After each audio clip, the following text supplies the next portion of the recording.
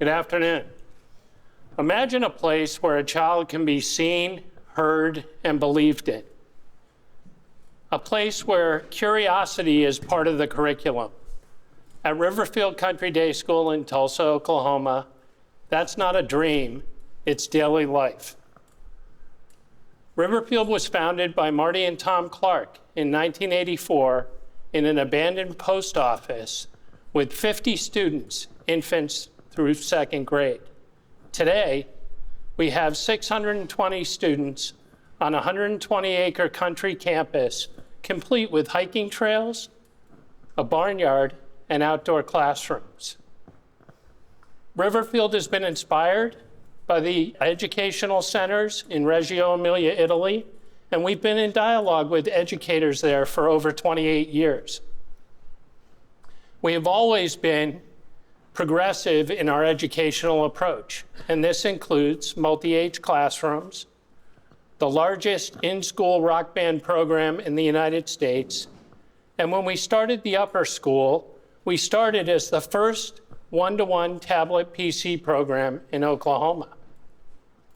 Recently, we have taken on a strategic planning process, and during that process, we identified 4 statements that really solidified who we were, who we are today, and who we will be in the future. And those statements are a mission, commitment, strategy, and approach to education. To me, these statements have created a shared vision across our campus that frankly is second to none.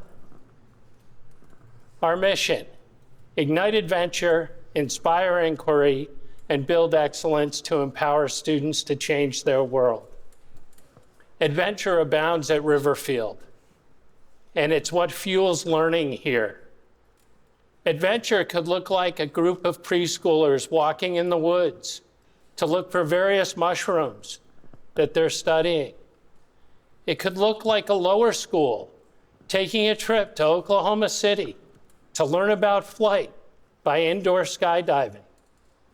It could look like middle schoolers composting and recycling to learn about sustainability. Or recently, it could look like a group of upper schoolers who were competing in speech and debate at the University of Tulsa for a state championship. We inspire inquiry here by asking big questions. Those big questions help us build solutions, but they often make us ask more questions and inspire more inquiry.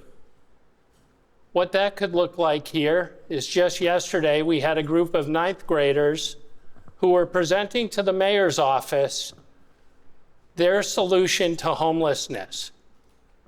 They had scale models that they showed the representatives from the mayor's office, and they did a fantastic presentation to our city leaders. Or it could look like a group of 2nd and 3rd graders that are asking the question, how can biomimicry help us solve the world's problems? These are huge, big questions, and they're helping us find answers. And what this does is it empowers students to change their world.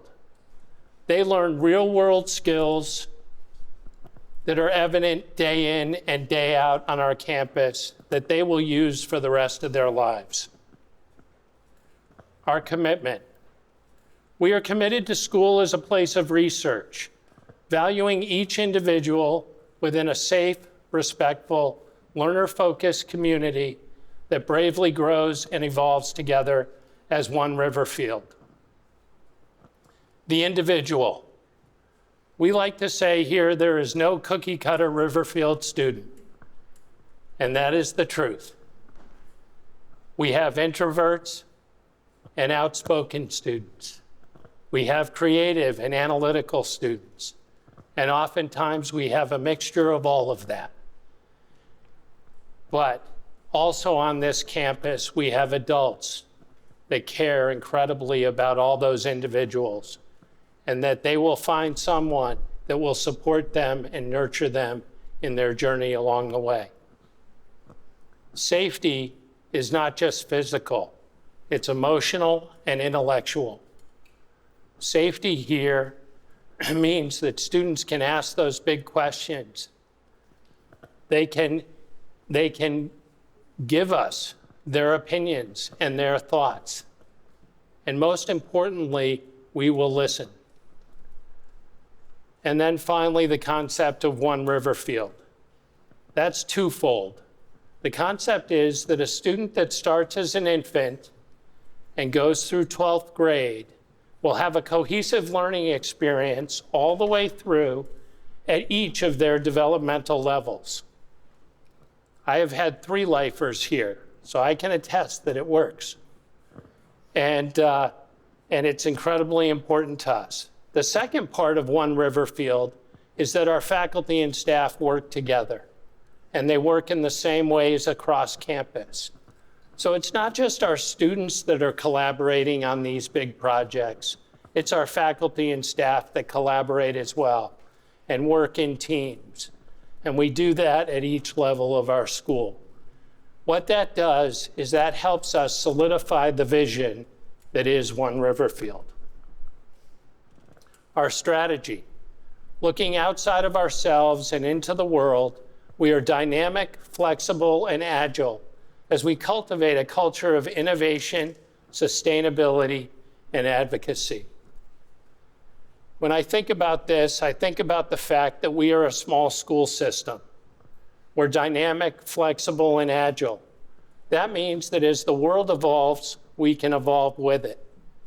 It means that we have the opportunity to use emerging technologies and can change with the times as quickly as we need to. And then I think when you talk about innovation and advocacy, the building we are in today, our Center for Creativity, is a great example of our students advocating. When we designed this building, we were going to put it at another place on campus. Our lower school students expressed their displeasure with our choice. And so they summoned me to a series of meetings to talk about that decision and their displeasure, because it was going to move a playground, it was going to affect our labyrinth, and we were going to have to cut down some trees in a nature area that they really loved. So I challenged them to find a 7,000 square foot piece of land where we could put a 2-story building. They went out and found it and learned the Pythagorean theorem along the way. And during that time, I took that information to our Board of Trustees and we moved the location of the building. It truly is a great example of culture, of innovation, sustainability, and advocacy. We must listen to young people. They have great ideas. And finally, our approach is to design robust environments, active learning experiences, and integrated curriculum through inquiry, problem, project-based approaches to creatively demonstrate progressions towards mastery through feedback, iteration, and application. Our classrooms here are environments, beginning with Reggio-inspired early childhood classrooms, to innovation labs, to an indoor-outdoor art studio, are truly places where students can explore, be creative, and collaborate. When I think about projects, we talk about integrating math, science, history, and literature into these larger projects of thought and action. And then finally, I think it's always difficult. I'm not positive that we ever master anything. But what I do know is the process of seeking mastery that really fuels our learning, right? And so when I think about feedback, iteration, and application, I think about our upper school French Revolutionary History class this year. They wrote fables, and those fables were first peer edited, and then they were teacher edited prior to a final project being created.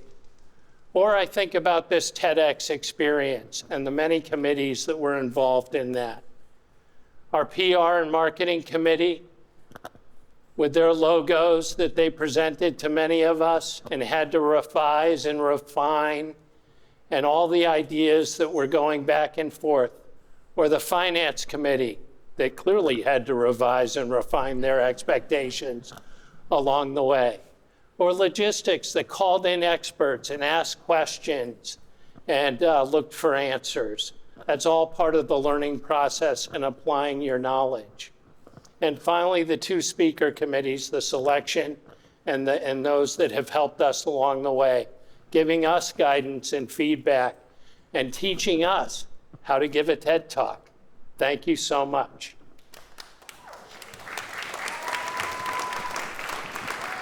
So, as these four statements have solidified what the vision of one school in Tulsa, Oklahoma looks like.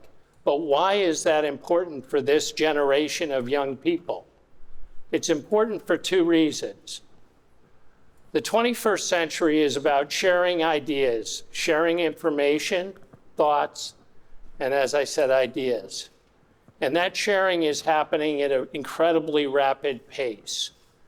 But these students are prepared to share their ideas and create solutions and to be thought leaders of the future. Their world is going to be very different from our world. And part of that is because of the fourth industrial revolution that we are in today. So the fourth industrial revolution is all about technology. And the difference between this and the digital revolution is that it's much more interconnected and intelligent. So when we think of machine learning, robotics, augmented and virtual reality, the Internet of Things, to name a few, those are going to be the things that are impacting this generation as they become adults. I was at a talk the other day, and a person from Goldman Sachs was giving the talk, and he said that if you think the world is moving fast now, we are actually at the slowest point we will be at for the rest of our lives. And I thought about that for a minute. And while that creates anxiety, I see all the adults going, ugh. While that creates anxiety, it also creates incredible opportunity. I want to share something that's not in my speech, but my grandmother went from candlelight on a Christmas tree to the space shuttle in her lifetime. Think about that type of technological growth in her life. We had to convince her to get a TV in 1976 to watch the Olympics. But that is the same thing that we are experiencing now. And so the three major characteristics of this are speed, which we've talked about, scale. The difference with the scale with this, it's affecting every economy and every industry. And then the systems impact. We are changing systems of production, management, and governance right now. And these students will help with that. So when we think back to our vision, we can think of the fact that we are creating students that not only can understand change, but that can help lead change. And that's going to be incredibly important for their lives.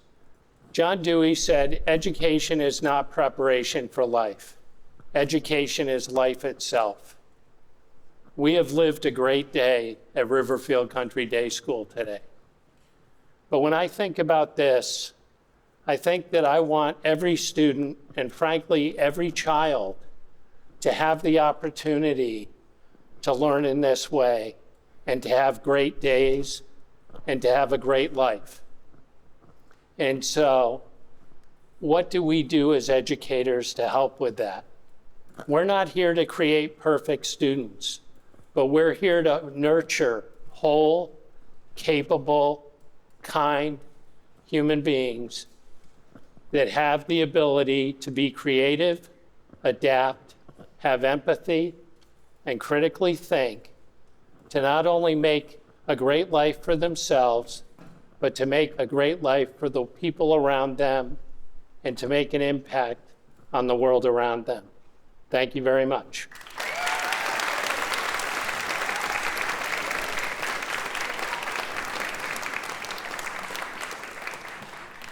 That was great.